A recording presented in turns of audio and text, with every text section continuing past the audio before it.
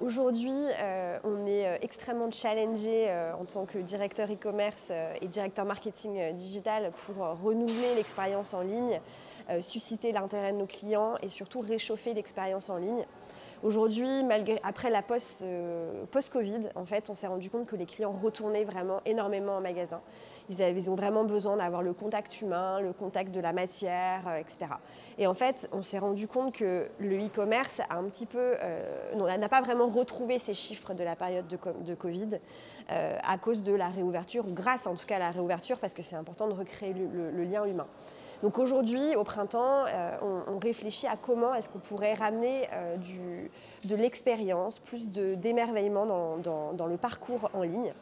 Et c'est pour ça qu'on a travaillé sur un lancement d'un virtual store qui en fait reprend vraiment les codes de notre flagship parisien au printemps, qui s'inspire de l'architecture, qui s'inspire des rotondes, qui s'inspire vraiment du bâtiment et qui l'enrichit avec le digital. Et en fait, ce qu'on a voulu proposer à nos clients, c'est de pouvoir accéder aux mêmes produits e-commerce, aux mêmes produits qui sont achetables sur le e-commerce, mais de le proposer à travers une expérience augmentée.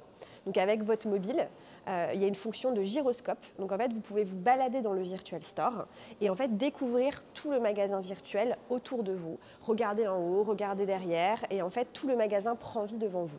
Donc en fait, on a voulu réchauffer l'expérience, proposer un univers beaucoup plus poétique qu'un e-commerce qui sur le papier était assez froid, plutôt blanc.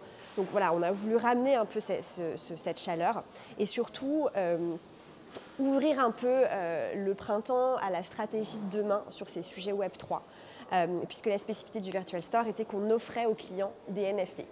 Donc ça a été la brique qui a été vraiment développée pour commencer nos premiers pas sur ces sujets Web3. L'objectif de ce Virtual Store, au-delà de la partie business, ça a vraiment été une opération dans le cadre de notre stratégie d'omnicanalité. Aujourd'hui, nos clients, on a une très grosse base de clients dans notre base CRM qui sont des clients retail, puisqu'on s'est lancé assez tardivement sur le e-commerce.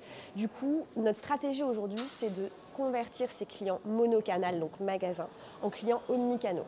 Et en fait, ça a été vraiment une chose qu'on a réussi à faire grâce au Virtual Store, puisque un KPI hyper fort, 80% des gens qui ont acheté dans notre Virtual Store étaient des clients printemps magasin. Donc en fait, on a réussi à créer l'omnicanalité sur notre base de clients. Et aujourd'hui, on sait que la valeur d'un client omnicanal est vraiment supérieure à la valeur d'un client monocanal, beaucoup plus fidèle, etc. Et un autre chiffre aussi, c'est que 65% des clients étaient membres de notre programme de fidélité Printania. Donc on remarque également qu'il y a un vrai engouement pour découvrir ces nouveaux modes de shopping en ligne et que ce sont des clients qui finalement sont fidèles au printemps, ont envie de découvrir. Et je pense que le printemps peut être un facilitateur sur ces sujets. Après, on a eu évidemment des hausses de trafic assez significatives. On a beaucoup communiqué, donc on a eu entre plus 20 et 30% de trafic sur la période de la campagne qui a duré 6 semaines. Des taux de rebond qui étaient très bons puisqu'on était à 30% versus les moyennes de marché plutôt entre 50 et 60%. Donc vraiment des très bons, une expérience je pense qui remplissait complètement les attentes des clients. Et puis voilà, donc en fait on est extrêmement satisfait parce qu'on a réussi à parler à notre clientèle et aussi un point important c'est que une clientèle magasin elle a entre 45 et 55 ans.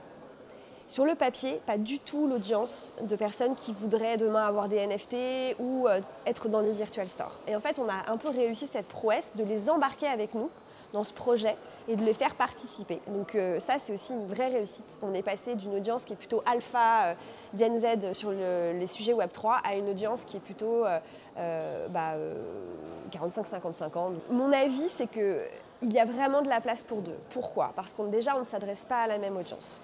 Aujourd'hui, le social shopping, donc je pense au live shopping notamment, à des shop-in-shop avec des influenceurs, ça se passe en général plutôt sur Instagram.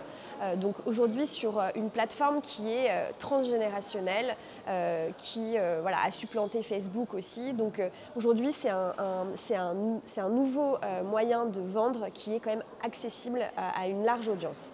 Le Web3, aller dans des métavers, lancer des magasins virtuels, développer des NFT, faire de la virtual fashion, ça reste quand même très lié et assez avec pas mal d'obstacles, hein, puisqu'aujourd'hui, il faut soit un ordinateur extrêmement puissant pour pouvoir se connecter sur les réseaux de gaming, soit avoir un wallet avec de la crypto-monnaie pour pouvoir acheter dans ces univers virtuels des NFT ou de la virtual fashion. Donc en fait, on s'adresse quand même à une population qui est beaucoup plus jeune, donc je parlais de la génération alpha tout à l'heure, et qui surtout est née un peu dans cette dualité d'environnement. C'est-à-dire qu'il y a l'environnement de gaming, l'environnement un peu parallèle, qui souvent aussi nécessite des casques, hein, donc il y a aussi un frein à l'usage. Et puis, il y a l'environnement finalement accessible via votre smartphone. Et je pense qu'honnêtement, les deux peuvent vivre ensemble. Enfin, aujourd'hui, le digital vient encore aux côtés du print. On imprime encore des très jolis livres. On achète encore des livres déjà pour les livres, pas juste à travers nos mobiles. Enfin, pour moi, il n'y a pas l'un qui supplante l'autre. C'est les deux devront trouver déjà leur modèle sustainable. Je pense que le social shopping est sur la bonne voie avec le live shopping. Et d'ailleurs, au printemps, on a lancé aussi nos épisodes de En mode printemps live shopping, 2 fois par mois. Et on a une audience et des taux de conversion qui sont extraordinaires, puisqu'en fait, on reconnecte aussi avec le client de manière humaine. Donc voilà, ça reprend un peu ce que je disais au début avec cette envie de recréer du lien post-Covid, post-fermeture des magasins. Et le Web3, on est quand même dans un univers qui est complètement dématérialisé, déshumanisé. Donc voilà, je pense que ça peut faire un peu peur aussi. Donc je pense qu'il y a encore un business model à trouver aussi pour le Web3. Pour baisser un peu les barrières à l'entrée et surtout rendre accessible et humain à l'audience. Je pense que c'est une problématique aujourd'hui qui n'est pas encore craquée parce que à partir du moment où vous êtes dans un métavers, vous n'êtes plus dans votre environnement de production, vous ne pouvez plus traquer la consumer journée, enfin voilà, vous êtes quand même dans un autre univers. Vous dépendez de la data que va vous donner finalement le métavers ou le third party. Moi, je pense qu'il y a quand même un outil aujourd'hui qui est le wallet, dans lequel on store la crypto, dans lequel on store nos NFT. Je pense que ça pourrait demain être l'outil qui nous permettrait de continuer à traquer finalement ces données. Bon, on sait qu'aujourd'hui les cookies vont mourir, on ne va plus être sur les third-party data. Il va falloir aussi se réinventer pour continuer à faire du marketing digital et toucher de manière pertinente nos clients.